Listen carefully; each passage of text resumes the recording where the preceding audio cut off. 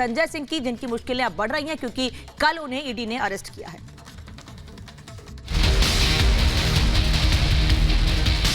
King pin का number भी आएगा। आम आदमी पार्टी डॉन है, भ्रष्टाचार के डॉन।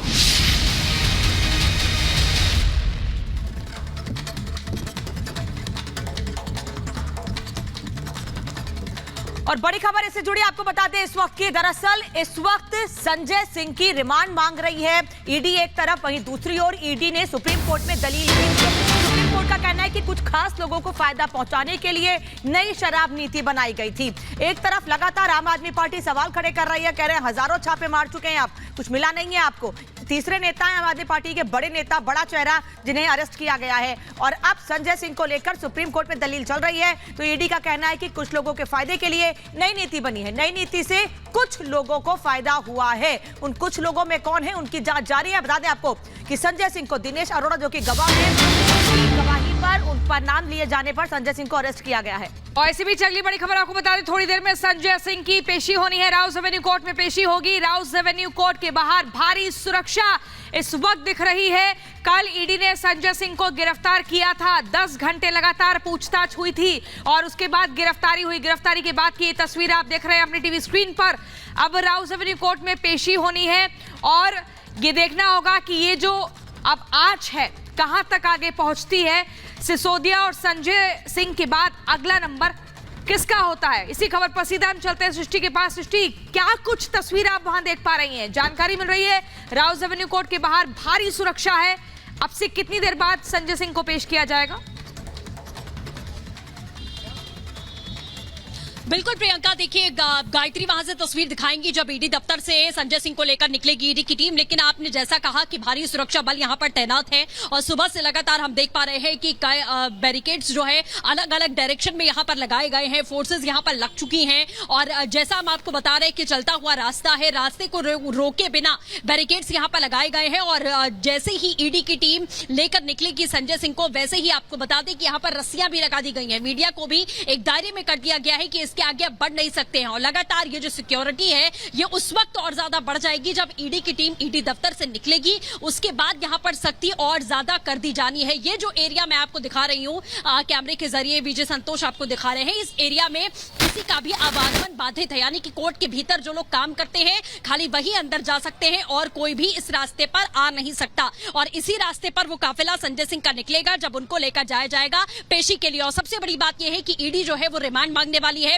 7 से 10 दिन की रिमांड जो है वो ईडी की ओर से मांगी जाएगी और वो सीधे तौर पर ये चाहेंगे क्योंकि ग्राउंड्स उनके बिल्कुल सृष्टि। और देखिए यहाँ हम ईडी दफ्तर के बाहर मौजूद हैं। संजय सिंह की गिरफ्तारी हुई है, शराब घोटाला मामला जिसमें ईडी के पास नए सबूत हाथ लगे हैं, जिससे साफ होता है, ऐसा दावा ईडी के सोर्सेज की तरफ से किया जा रहा है कि ये साफ होता है कि किस तरीके से नई आबकारी नीति में संजय सिंह भी शामिल थे और बाकायदा उनको रकम भी दी गई थी। अब इन्हीं सबूतों के साथ आज कोर्ट में पेश किया जाएगा संजय सिंह को। आपसे थोड़ी देर बाद संजय सिंह को लेकर ईडी की टीम रवाना होगी। एक रिपोर्ट आपको दिखाते हैं इस पूरे मामले पर।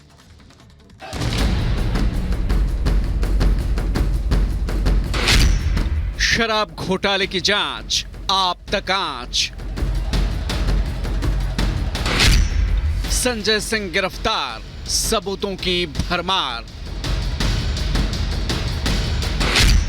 ईडी का शिकंजा, टेंशन में आपके नेता। आपका प्रदर्शन, बीजेपी का पलटवार। शराब घोटाले में कहां तक जुड़े तार। आम आदमी पार्टी के राज्यसभा सांसद संजय सिंह की गिरफ्तारी के बाद एक बार फिर सियासी सरगर्मियां चरम पर हैं। आम आदमी पार्टी और विपक्ष एक तरफ जहां जांच एजेंसियों के दुरुपयोग के आरोप लगा रही है, तो वहीं बीजेपी जैसी करनी वैसी भरनी के राग अलाप रही है। लेकिन इस बीच सूत्रों के मुताबिक जो जानकारी हमें हाथ लगी है वो बता रही है कि दरअसल संजय सिंह आबकारी नीति बनाने में शामिल थे। संजय सिंह को इसके लिए मोटा कमीशन भी मिला था। संजय सिंह के खिलाफ ईडी के पास पुख्ता सबूत हैं। संजय सिंह के खिलाफ न सिर्फ दिनेश अरोड़ा ने बयान दिए, बल्कि कई और गवाह हैं जिन्होंने संजय सिंह का नाम लिया है। ईडी ने संजय सिंह के खिलाफ सबूतों को लेकर सीबीआई को चिट्ठी भी लिखी है। मतलब न सिर्फ आरोपी से सरकारी गवाह बने दिनेश अरोड़ा ने संजय सिंह का नाम लिया है और कमीशन देने की बात कही है, बल्कि ये भी कहा है कि संजय सिंह के जरिए ही वो मनीष सिसोदिया से मिला। ईडी की चार्जशीट के मुताबिक दिनेश अरोड़ा पहले संजय सिंह से मिला। चुनाव से पहले फंड जुटाने के कार्यक्रम में संजय सिंह से मुलाकात हुई। फिर अरोड़ा की सिसोदिया से मुलाकात हुई। दिल्ली चुनाव के लिए अरोड़ा ने पार्टी फंड जुटाया। 32 लाख का चेक सिसोदिया को सौंपा गया। संजय सिंह के कहने पर सिसोदिया ने अरोड़ा की मदद की।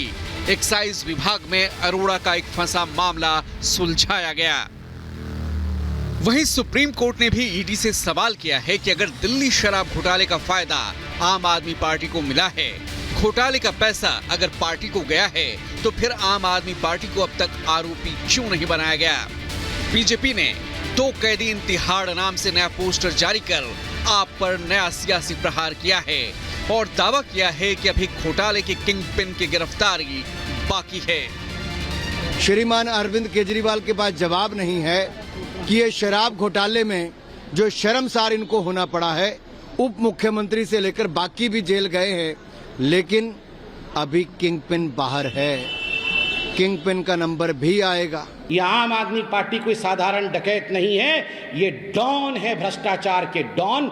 इस कारण से जिस प्रकार की बौखलाहट आम आदमी पार्टी में आज देखने को मिल रहा है, ये पूरा हिंदुस्तान देख रहा है कि जिस प्रकार कल रेड हुआ संजय सिंह जी के घर में और जो दस्तावेज संजय सिंह जी के घर से निकले वो आम आदमी पार्टी के बहुत ऊपर तक पहुंच रहे हैं, इंगित बहुत ऊपर तक हो रहा है।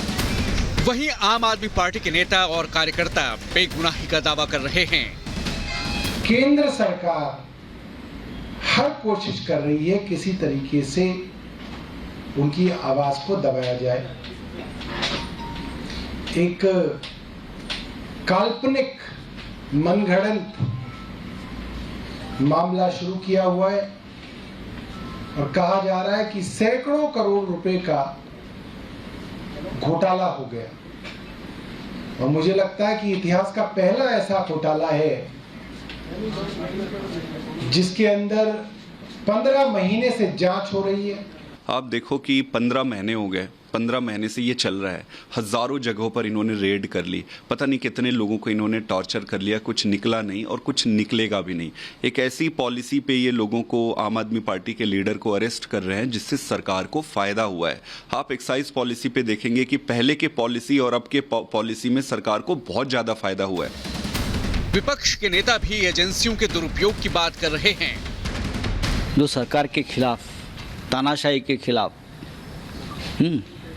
मनमानी के खिलाफ खड़े हो रहे हैं, सरकार को सवाल पूछ रहे हैं, पार्लियामेंट और पार्लियामेंट के बाहर सरकार का नकाब फाड़ रहे हैं, उस सभी को आप ईडी की कार्रवाई को सामना करना पड़ेगा, सीबीआई का सामना करना पड़ेगा, इनकम टैक्स का सामना करना पड़ेगा। हम खुद उसमें से जा चुके हैं। ईडी का एक्शन होना, ये बहुत ज़्यादा लोग इसको देख रहे हैं। अब आप आंकड़े देख लीजिए, पिछले 5-7 सालों में ईडी का जो एक्शन हुआ है, सो कॉल्ड एक्शन, ये 95% उन लोगों के ऊपर है जो केंद्र सरकार के खिलाफ में है। 95% वो लोग हैं जो भाजपा के विरोध में हैं। उन पर जो सो कॉल्ड एक्शन है, कितना जायज़ है कितना नहीं है, जनता इसको देख रही है। लेकिन ये बात बिल्कुल सच है कि चुनाव से ठीक पहले इस प्रकार की कार्रवाई जब होती है तो बड़े सवाल उठते हैं कि मंशा क्या है, ऑब्जेक्टिव क्या है। ये इन्वेस्टिगेटिव एजेंसी है या एक सरकार का एक जरिया है दबाव बनाने का, प्रेशर क्रिएट करने का। बीजेपी नेता राजघाट जाकर भ्रष्टाचार के खिलाफ प्रदर्शन कर रहे हैं और दिल्ली को भ्रष्टाचार से मुक्त करने की प्रार्थना कर रहे हैं। जाहिर है दिल्ली शराब घोटाला आम आदमी पार्टी के गले की फांस बन चुका है और एक के बाद एक आपके बड़े नेताओं की गिरफ्तारी और फिर लंबे समय तक उन्हें जमानत नहीं मिलना बड़े सवाल खड़े कर रहा है। वो पार्टी जो भ्रष्टाचार के मुद्दे पर अस्तित्व में आई, वही पार्टी अब भ्रष्टाचार के मुद्दे पर बुरी तरह घिरी है और बीजेपी कट्टर बेईमान कहकर तंज कस रही है। Bureau report, Republic Bharat.